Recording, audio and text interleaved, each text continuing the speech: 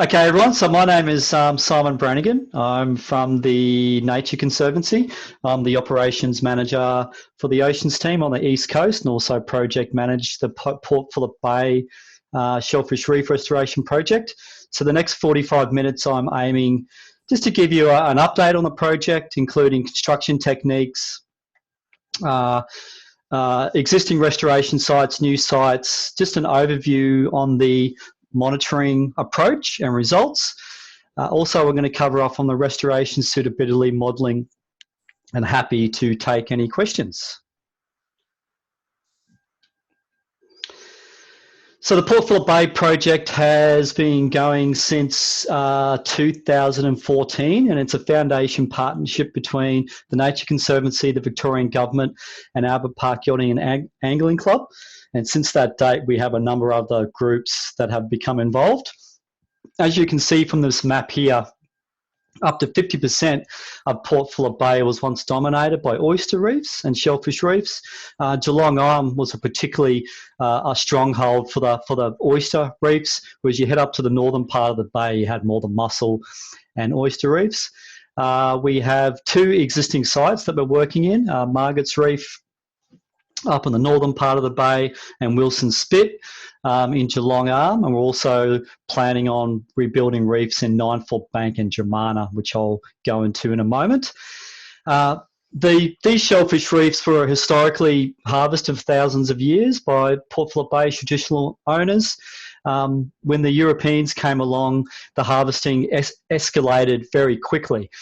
By the early 1900s, these reefs were largely decimated. Beyond that, catchment to coast pollution, disease, sedimentation, and the modern mechanical dredge fishery through the 60s to the 90s knocked over most of what was remaining. So yeah, we've taken a stage restoration project. There was a feasibility study in 2013, which was largely led by the Victorian Fisheries Authority, which was Fisheries Victoria back then. We entered into a pilot phase of the project. Again, VFA, TNC and the University of Melbourne were closely involved in the pilot study, particularly Ben Cleveland, who's doing his PhD research on the pilot phase of the project. Entering into sort of the stage 2 scale up, which I'll go into a bit more detail about, and our future plans around storing 20 hectares in the next 3 years. And along the way, we've made sure that we've adapted our management techniques based on our results and outcomes. So why do we bother restoring shellfish reefs? They provide some really immense sort of ecosystem service benefits. For example, bivalves, by their very nature, are very efficient at filtering water. They also remove nutrients from the water per hectare. They can reduce up to 375 kilograms of new fish and habitat for many other species also. Not only are shellfish reefs great in terms of improving the health of Port Phillip Bay and other bays and estuaries, restoration work is also really job heavy. So per $1 million spent, there's around 8.5 full-time equivalent jobs that are created. This has been ground truth in South Australia, where we've built reefs at scale. We built 20 hectares there, and through that 20 hectare of work, there were 8.5 jobs that were created. And as you can see, it stacks up really competitively to mining developments, building a tunnel under the Yarra, for example.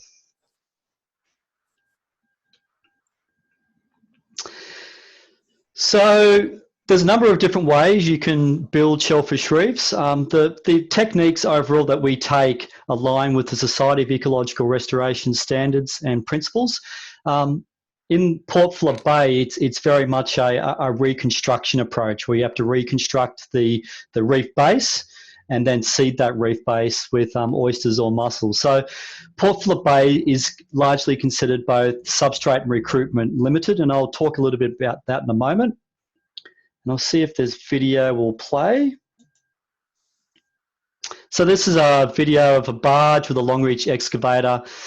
This is Margarets Reef. which is, I'll show some more maps in a moment, just off St Kilda. A beautiful day for building reefs. I got a little bit sunburnt that day, but essentially the excavator will place those limestone rubble, or sometimes we also use recycled shell, limestone rubble and shell composite, per reef design. In this case, it was 30 metres by 10 metres. And then once we build that reef base, we look to build that reef base in September or October in the year. Essentially, the natural spawning cycle of the remnant Australian oysters in the bay is November through to March. We want to get those reef bases in the water before that natural recruitment. Whilst there's not many oysters or mussels left in the bay, we are finding some natural recruitment on our reefs, but we do need to reseed those reefs as well. So here's a photo here of a device that we call the Bivalve Blaster. It's like a reverse vacuum cleaner. Essentially, there's a tray on top here where you place the oysters or the mussels. And then there's a high pressure sort of hose which connects up the top, which pushes those oysters or mussels through a flexible piping. And then you have a commercial diver here, which then is sprinkling or directing those oysters, mussels over that reef base, similar to sprinkling sort of icing on a cake.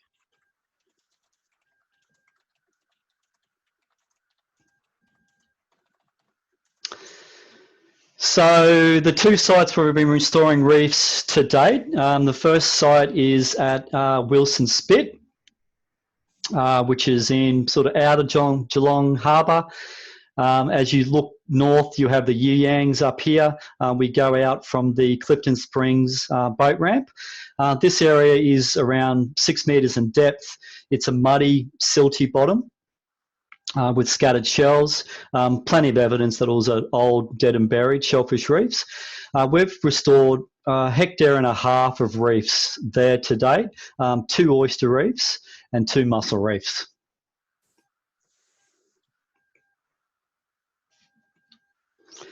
And then moving to the north of the bay to Margarets Reef, which is off St Kilda. Once again, this is a 25 hectare site that we have marine which you have a permit for to restore reefs.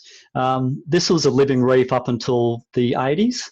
To date, we've restored 2 reefs here, 2 oyster reefs.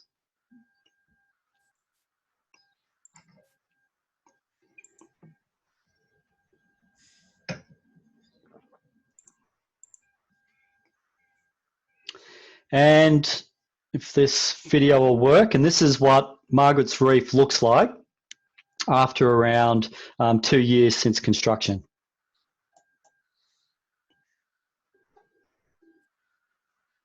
As you can see, there's 1,000 plus around 2-year-old pinky snapper that are on the first reef that we built. There's the Australian oysters there that are starting to attach to the limestone rubble we've put down. You have some hula fish in the background, urchins.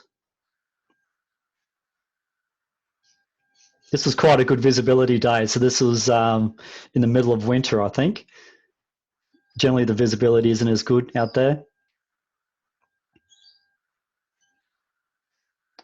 So as you can see, it's a living, breathing reef. There are some European fanworms that are popping up there. So as part of our monitoring, we do make sure that we count all flora species that are on that reef. But we are finding the density of those fanworms are dissipating sort of over time. But we continue to monitor that. There's a pufferfish. Paul Hamer, who only recently left Fisheries Victoria, a senior scientist there, said that it was unprecedented that you'd have a school of snapper of that size that was residing on this reef year round. Generally, snapper will move between sort of different habitats.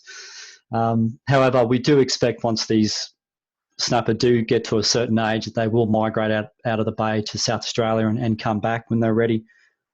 There's some fishery scientists on here that know much more about that than me, but that's sort of a bit of an overview. So just a recap on what we've achieved to date. So we've restored 6 shellfish reefs over 2.5 hectares. We've seeded those reefs with well over 5 million juvenile oysters, hatchery reared oysters, and around 450,000 mussels grown by advanced mussel supplies in the bay. We've recycled about 1,000 cubic metres of shells. We've used about half of those to build the reefs and to use in the hatchery process to date. There's been hundreds of volunteers involved in the project, including many folk that are on the Zoom call today. And I'll go into the monitoring results a little bit more in detail in a moment.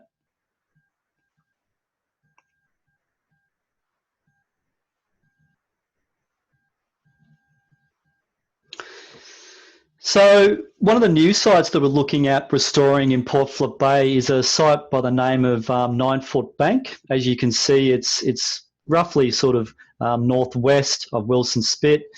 You have Point Lilius, that's just here.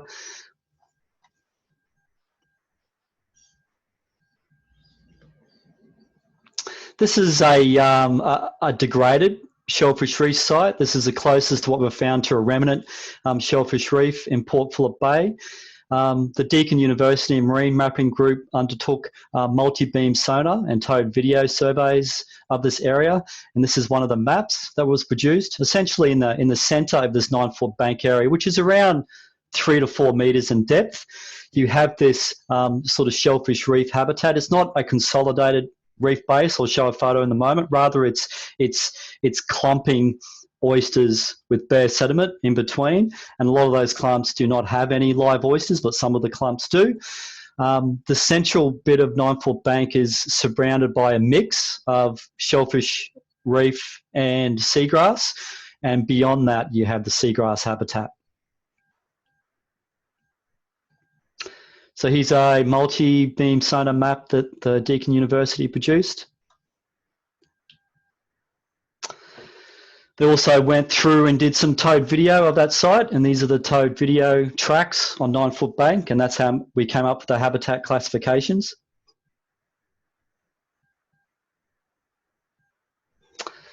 So we considered this site as an ideal candidate for assisted restoration.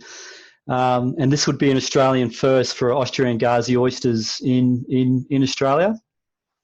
So the plan is to strategically place recycled shell in the bare patches between the oyster clumps in September, October 2020 to allow for when the remnant oysters in this area spawn, that they have substrate to recruit on.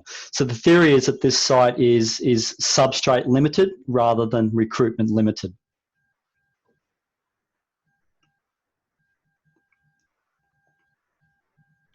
We've also done a number of observational dives of this site since 2014, both Victorian Fishery Authority divers and also the Nature Conservancy divers. We were planning to go back early in the year, but COVID-19 obviously kicked in restrictions. But as those restrictions lift, we'll go back out there and start ground truthing some of the towed video work that Dan and his team has done from Deakin University.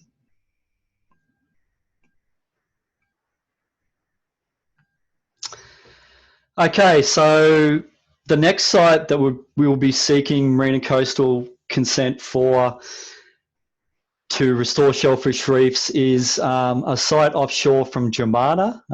Similar to the other sites in Port Phillip Bay, Jimana once also supported oyster and mussel reefs. We'll be seeking a consent for 5 hectare area. On this map here, this is my bit of my dodgy Google Earth map. I'll show you a better map in a moment. But essentially, you have this green shading here is a sort of a remnant seagrass area.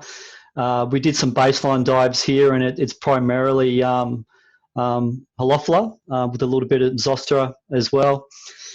This blue shading here is the aquaculture zone. This seagrass area actually hasn't been properly mapped. It doesn't come up in Delp's seagrass mapping layers that's you can access publicly. But it is a fairly popular fishing area, and divers know of this site. The two areas that we're interested in terms of seeking permits for, I guess, east of these areas, two sites in here and here. And we're working with Adrian Flynn from Fathom Pacific to undertake towed video surveys of these areas. And Adrian is also going to look at sort of the western part of this seagrass area as well. So here's a better map that Adrian produced. So this is a LiDAR map, which sort of clearly shows the sort of the remnant sort of seagrass area there. And these are the areas in which that Adrian and his team will be surveying. Approximately sort of 9 to 11 metres in depth.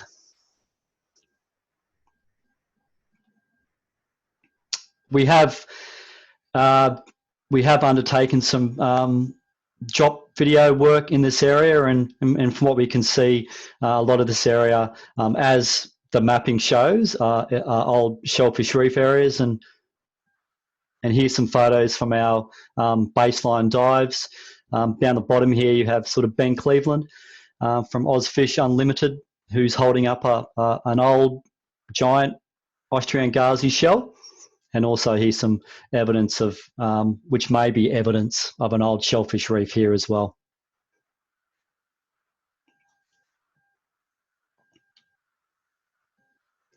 Maybe I'll take a break there for a moment and see if anyone has any questions around either 9-4 Bank or Jimana.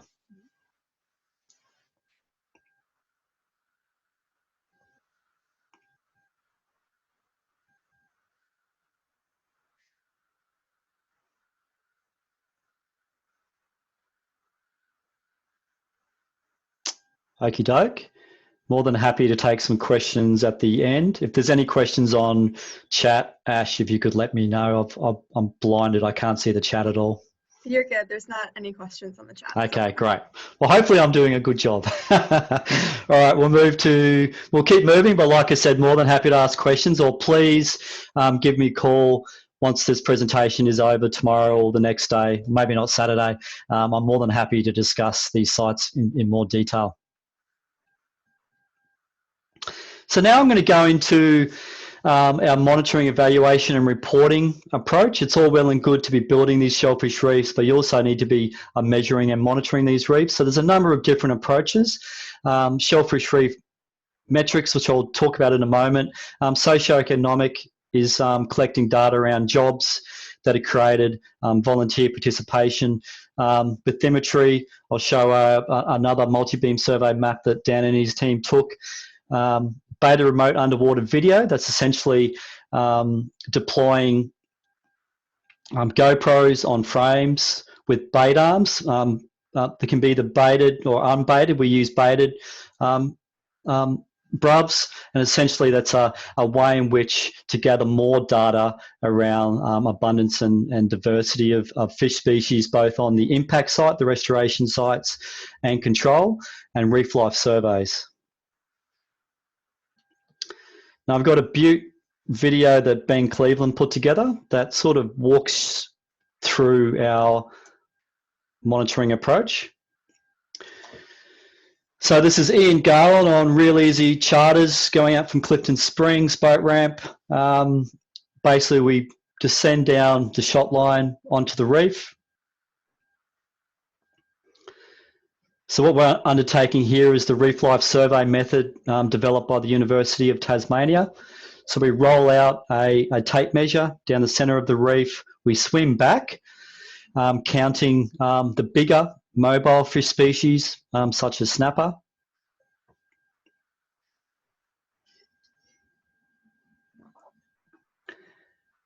And then we swim back the other way, a lot lower, counting the cryptic, smaller fish species like hula fish, and also mobile invertebrates.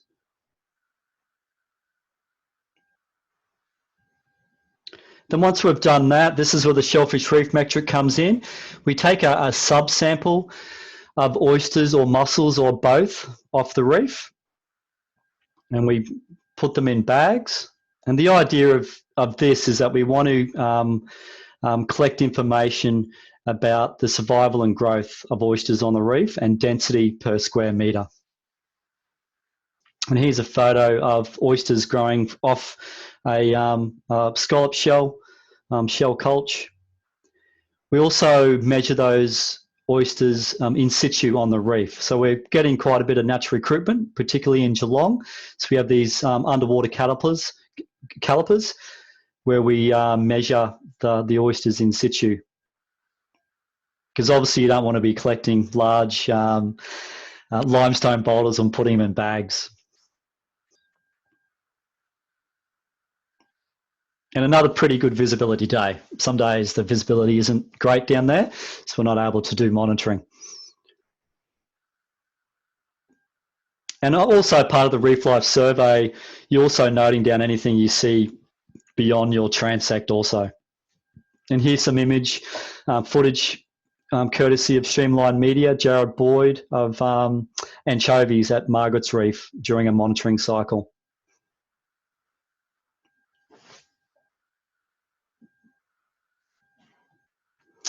Then we go back up to the boat. We load the bagged up oysters into bigger containers, make sure they're well sort of hydrated. We quickly go back to the shore, and then we go up to generally a house that we rent at Clifton Springs, and then we have volunteers from a number of different groups who then help us measure those oysters.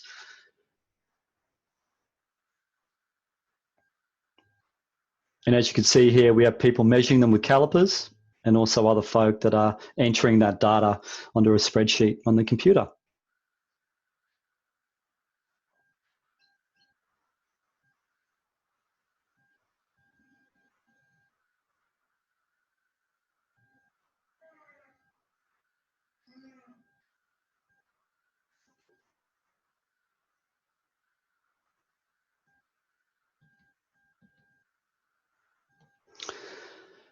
So I was just going to quickly dive into some of the results. These results are a little bit old, but we will be producing a technical report. We'll be publishing that in June or July this year. Simon Reeves is working on that at the moment. Essentially what these graphs are showing is density of oysters per square metre. Our benchmark for what is a shellfish reef is 50 oysters per square metre. That's based on a reference model that we've developed for Port Phillip Bay, because there's no remnant reference reef in Port Phillip Bay, and also based on a survey of a remnant reef at Georges Bay in Tasmania. So there's the benchmark is 50 oysters per square metre. Margarets Reef, named St Kilda, you can see here the first reef that we built in 2017. We have sort of around 200 oysters per square metre. The other reef we've built at Margarets Reef, there is obviously a lower density of oysters per square metre, but we are finding that there's well over 50. These are two different types of reefs. The first reef was built primarily out of limestone rubble that was off the seabed no more than a metre, and the bottom reef was recycled shell with a bun wall of limestone around the outside. So part of our experimentation approach is to see which reef base works best in terms of survival and growth of oysters. We are finding that survival is 6 to 10 times higher than we expected. We do allow for 90% mortality in the first year, 50% the second year, and we expect the reefs to stabilise after that and to start sort of naturally recruiting. Then we start moving over to Geelong. So in Geelong here, you can see that the first reef we built in 2017, we have sort of over 250 oysters per square metre. As you can see, up until before September 2018, the density per square metre did start to stabilise. And what we're seeing here is possible a strong pulse and natural recruitment. So the oysters that we did seed the reef with are becoming sexually mature, and there also are remnant oysters in that area. So to date, the results do show that we do have some natural recruitment in the area, but we'll see how the technical report comes out a little bit later. And for the other reef, obviously it took up sort of a big jump once we seeded those reefs. So we seeded those reefs in October 2017, around that date. And then as you can see that there was a mortality, and we'll see whether the data comes out whether or not that starts stabilising. But once again, it's well over that 50 oysters per square metre. The oysters at Margarets Reef in St Kilda are larger than the oysters we're finding in Wilson Spit, but we are getting more natural recruitment in Geelong.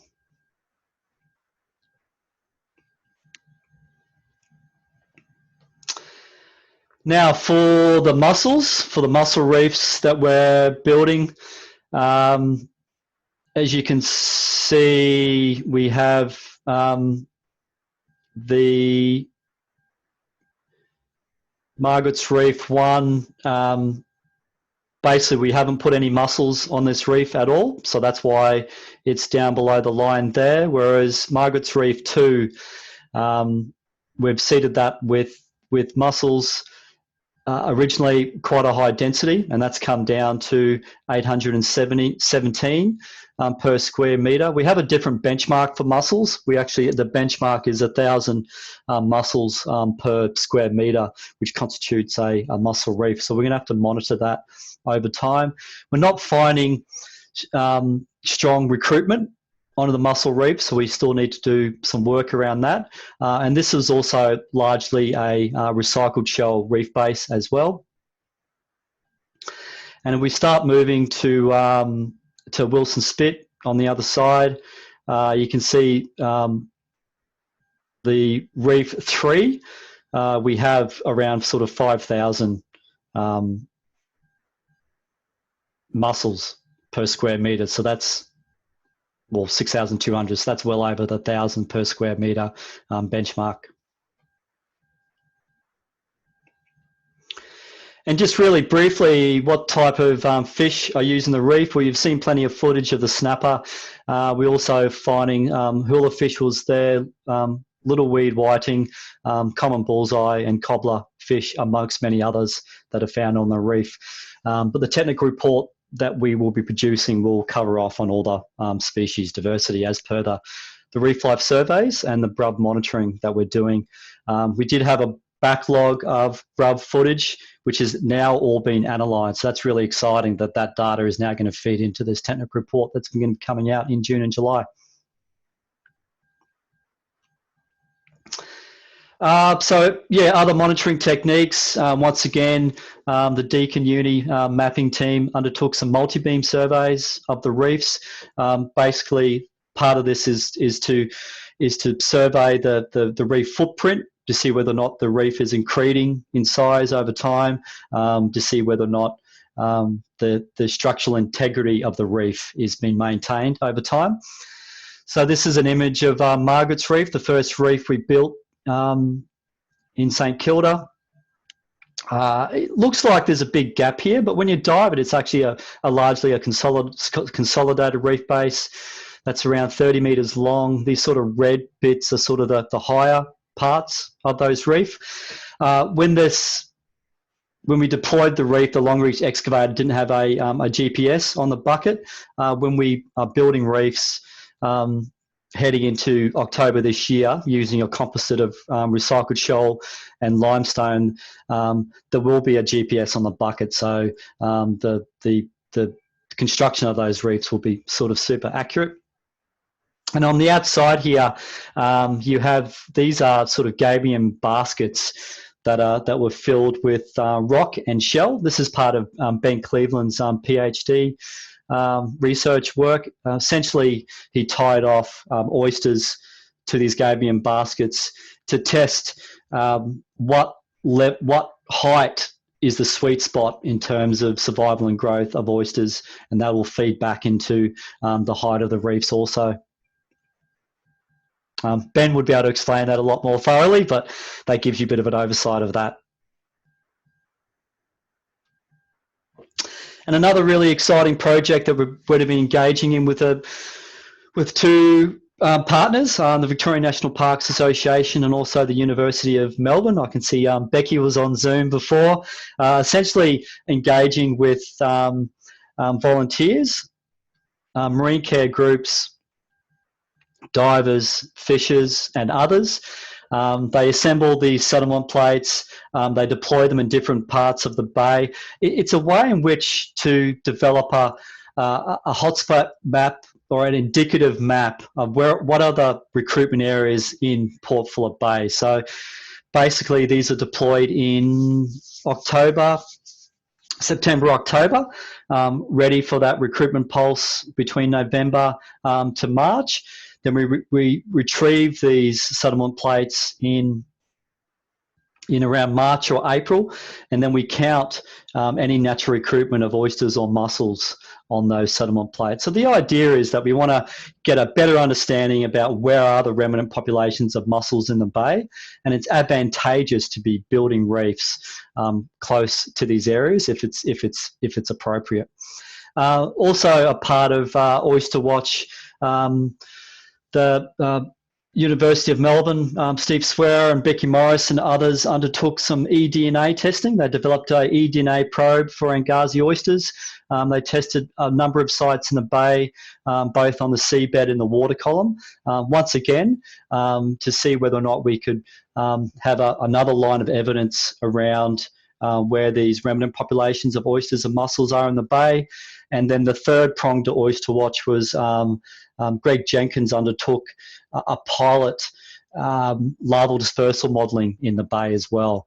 He used sort of two behavioural characteristics for the Angazi oyster, the downward swimming and sort of passive transportation through the currents as well. I could spend an hour talking about the results of those two projects, but yeah, so this Oyster Watch project was funded by the Port Phillip Bay Fund, and I'm in the process at the moment of working on the final reporting around that, which I'm more than happy to share publicly.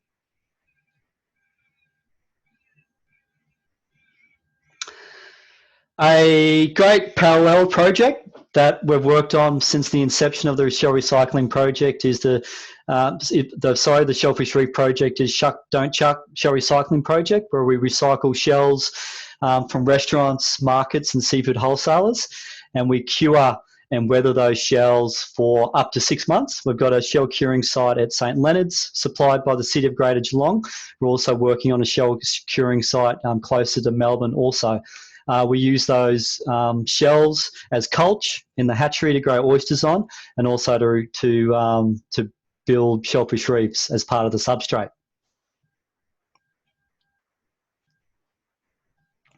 And we have a photo here of Restore the Bay volunteers who clean the shells in a mussel tumbler and then bag them up in mesh UV protected bags, which will then be basically put into a tank. Very simply, a beaker full of hundreds of thousands of oyster larvae be released into that tank. The larvae swim around, land and attach on the shells, and after around a 2-week period, we go back and we seed those reefs using the Bivalve Blaster, which I showed on an earlier slide. Another beautiful volunteer day. I've been lucky with the weather so far, touch wood.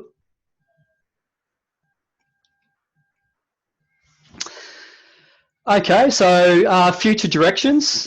We've just finished a restoration suitability modelling exercise in Port Phillip Bay, which I'll talk about in a bit of detail in a moment. Was there any questions, Ash, or is it all good? All good, okay.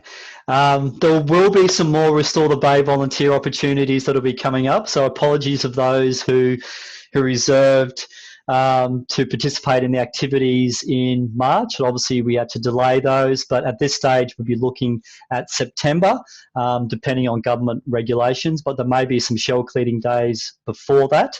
So please contact Ash or myself if you're interested. We're also working on a statewide plan.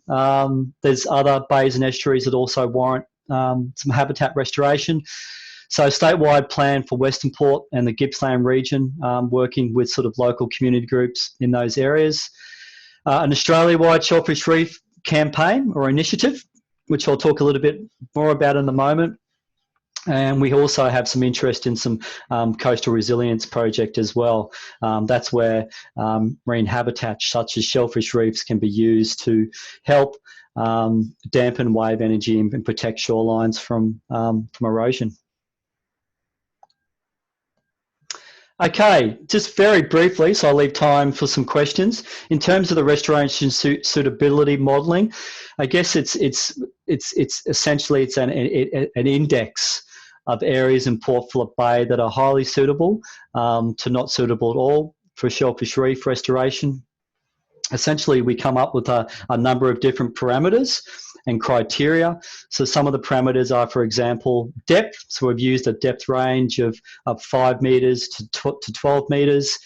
Another parameter is proximity to historical reefs.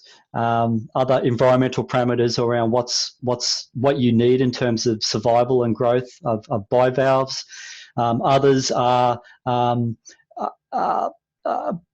offsets from shipping channels, aquaculture zones, and small and large boat mooring areas. So basically all that information goes into a model, and what comes out is some restoration sites, at least that's been produced by the model, that is suitable for restoration, but you need to undertake sort of baseline surveys beyond that.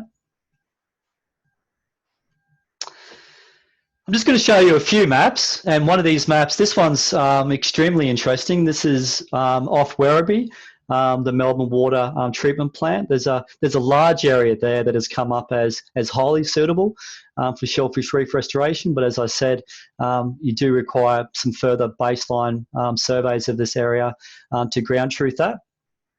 But as explained earlier, that shellfish reefs do provide a really important water filtration role. So there may be a future role for shellfish reefs in this area to help offset some of the nutrients that are outflowing into the bay there, if that's required. And then closer to home for me, around Port Harlington and Indented Head, some areas here that were mapped for the suitability mapping. If anyone would like more details, more than happy to share the parameters that we developed, and also share some papers that have been published around this modelling approach. And Ash, who's on the line here, she's much more an expert than me. And here's an area off Carrum also. That there's a large area off Carrum that came up as highly suitable.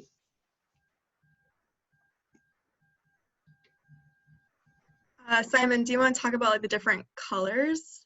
Yeah, why don't you can take it away, Ash. So anything that is more on, let me see if I can get my tool here. Anything that's more on this spectrum of the suitability score, so that's like this golden yellow color, has been denoted as being highly suitable according to what data we have available to try to estimate the best potential new reef for restoring. And then some of the areas we've just had, you'll see these like little circles that are all like cut out, and those are just areas that we know we can't put a reef on because there's like a shipwreck or aquaculture. But yeah, we're looking for this red, this deep red color, or the yellow on these maps is coming up as a really nice potential restored reef area. Thanks, Ash. We also have buffers to existing habitats such as seagrass and rocky reefs also. So we built in appropriate buffers to a number of different areas in the bay. So just to finish off, so I'll leave some time for some questions. So the Nature Conservancy have launched an ambitious but achievable initiative to restore shellfish reefs in 60 sites in the next 6 years. Each site will be approximately sort of 5 hectares in size. The background to this is that shellfish reefs will be soon listed as a threatened ecosystem under the EPBC Act.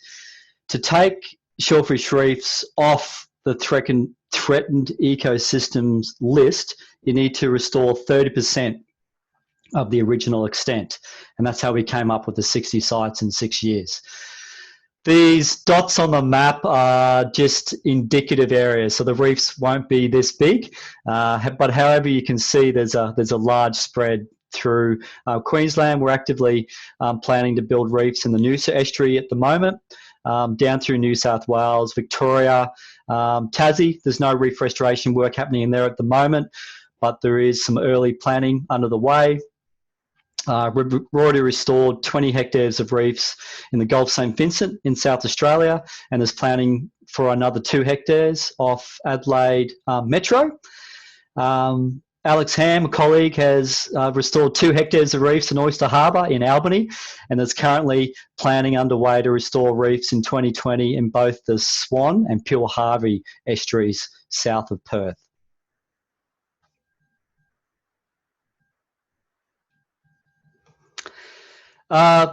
The Nature Conservancy in Australia were involved in publishing the restoration guidelines for shellfish reefs. This is a guide for practitioners, managers and community members. Essentially, it's an A to Z of how to go about restoring shellfish reefs, how to leverage funding, pilot studies, scale-ups, communications.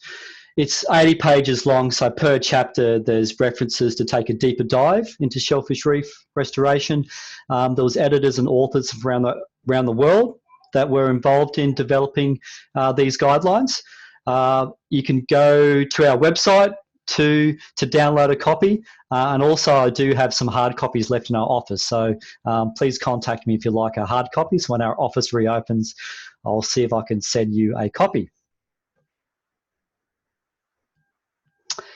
And just very briefly, those of you who may not be familiar with the Nature Conservancy, we're one of the world's largest conservation organisations. We touch down in 72 countries. We work both in the terrestrial and in the marine space. We're a science-based organisation. We have around 3,500 employees, and 500 of those are scientists.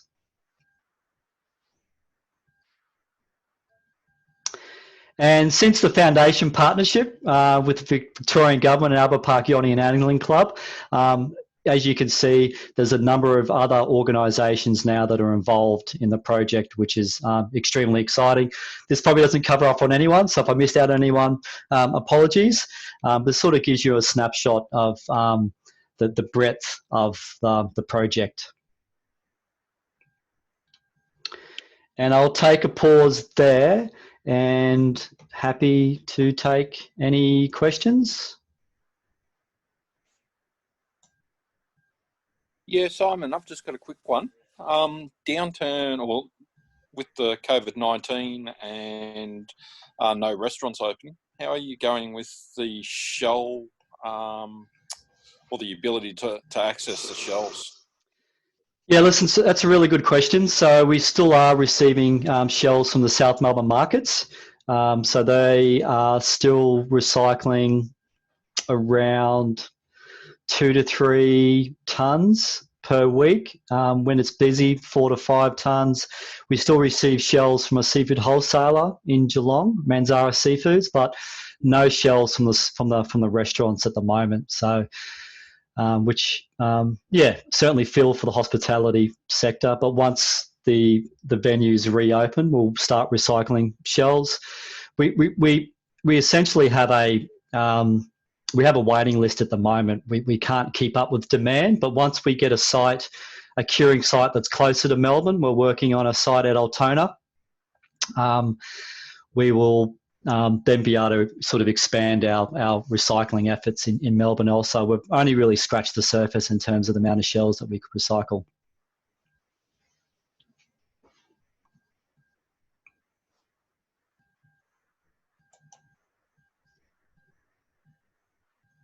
I can see some chats here. So yep, we've got a few. From Daniel is asking, has there been any community, private sector, or political opposition to the restored shellfish reefs that we've come across when putting these reefs in? And I'll let you answer that first question, and then I'll go to the next one. No, the project has been very well supported to date, but I don't take that for granted. That's one of the reasons why I organised this Zoom meeting and also hold regular sort of face-to-face meetings, and also have a reef brief sort of e-newsletter that will go out. So no, it's been very well supported, but like I said, part of the reason why I'm consulting, particularly about the new sites, and continue to publicly release the outcomes of the project. Sorry, you go, Ash. You're good. And then the other question was, have there been any issues with sedimentation on the reefs from natural weather events or shipping traffic? So we did have some issues at Margarets Reef. So like I said, we've built two types of reefs there. We built a reef using limestone rubble, which was up to 1 metre off the seabed. Then we built another reef with recycled shell with a bun wall of limestone around the outside. I think that when we deployed the recycled shell reef, soon after it, there was a Yarra plume incident. So we did see some sinkage and some sedimentation on that reef. That reef still exists, but not to the same extent as the limestone reef did. So what I guess the lesson learned from around that is that we need a bigger structure in terms of a reef base in that area. We can still use recycled shell, but maybe looking at sort of clumps of limestone on that reef area. Geelong, it's a lot less of a dynamic environment. We haven't had any issues with sedimentation of such, but however, we do get turfing algae on the limestone. So the natural recruitment of the oysters is more so on the vertical edges, not on top of the limestone, because we do get a covering of turfing algae, which does seem to be seasonal.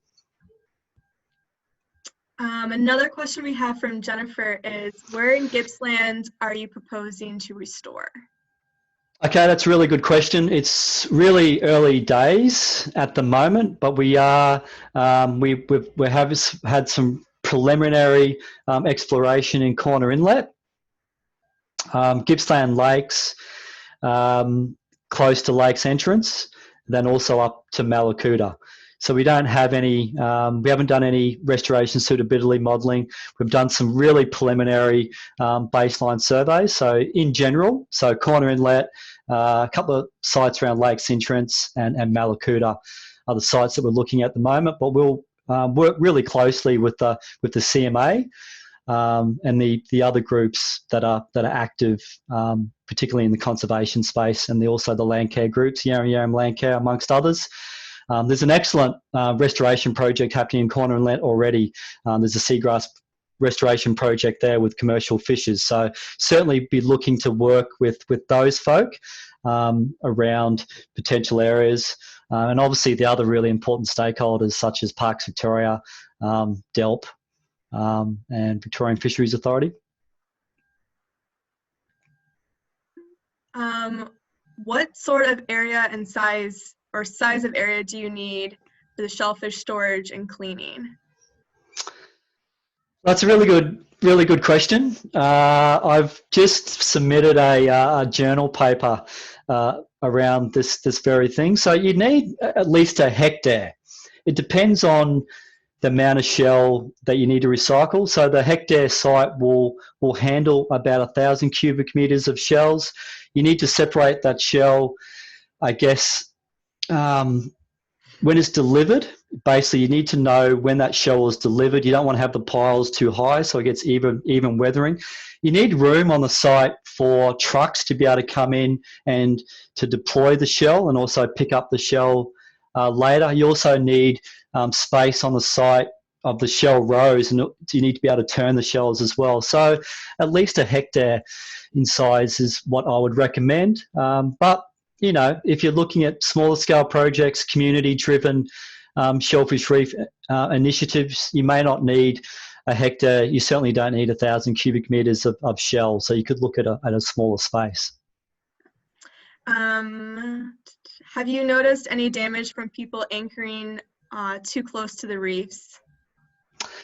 No, we haven't noticed any damage from anchoring or any harvesting off the reefs. It's something that we're very keen to work with Victorian Fisheries Authority and others around making sure we produce some effective communications around this, so we educate fishers and others that may be interested in going to these reefs, that certainly we do not want any anchoring. There is a legacy bag limit for the harvest of oysters in the bay, so we certainly would like to look at either reducing that bag limit or put a moratorium on the catch of oysters until the population base can sustain harvesting. So that's something else we're working on with the relevant authorities. But touch wood, to date we haven't seen any damage. Are there any concerns that ocean acidification or climate change might impact the restored oyster reefs, or even just the juvenile recruitment to these reefs? That's another really good question. In terms of climate change and ocean acidification, I guess there is a risk to bivalves in terms of the shell. The shell's made out of calcium. There is some research that showed that the Sydney rock oysters further north, that the shells are getting thinner over the years, and that may be caused by some ocean acidification. But I guess that these oysters are sort of thousands of years old. They're very resilient. It's not a very scientific answer, but I think that they can withstand a certain amount of pressure around that. And recruitment, how's that going to affect recruitment? That's a very good question. I'm not sure. We still don't know a lot about the larval behaviour of the Australian Gazi oysters. So we still need to do some more laboratory tests around the larval behaviour, and part of those laboratory tests could also look at are the ocean acidification or other climate change impacts going to have an impact on larval dispersal and then recruitment.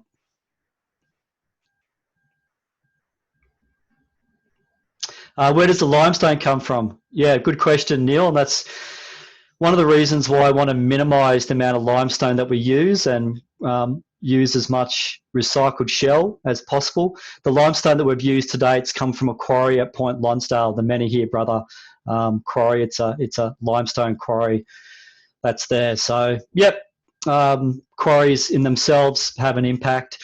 So the more that we can minimise that, the better.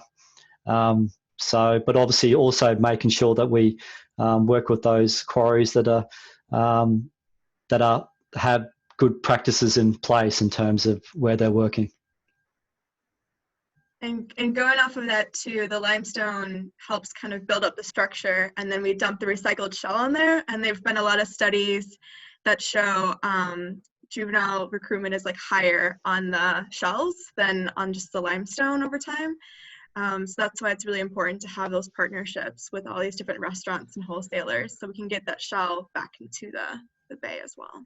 Yeah, thanks, Ash. And it's a really good point. The shells and the limestone both have a calcium content.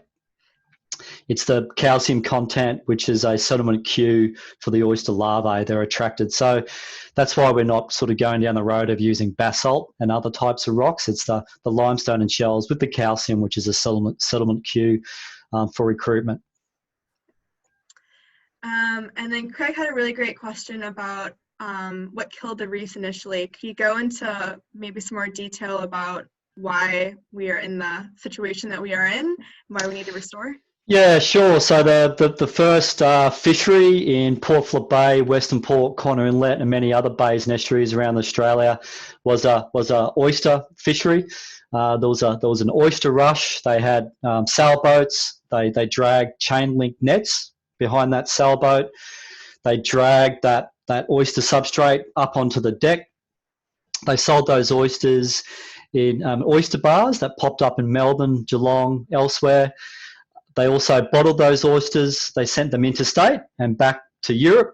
And they also burnt the shells and the live oysters in lime kilns to extract lime. So a lot of the historic buildings in Melbourne, Perth, many cities is on the back of these shellfish reefs. So that's what really sort of killed the shellfish reefs initially.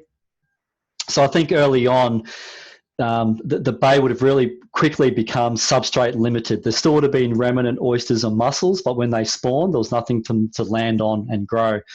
Like we found a fishing rod in the middle of the bay about a year ago covered in oysters. So there still are oysters. There's still, as you know, there still are lots of mussels, but when they do spawn and swim around, unless they find a jetty or some other similar type of structure to land on and grow, they just die. You do find oysters and mussels on rocky reefs, but not at a huge abundance, which creates a shellfish reef.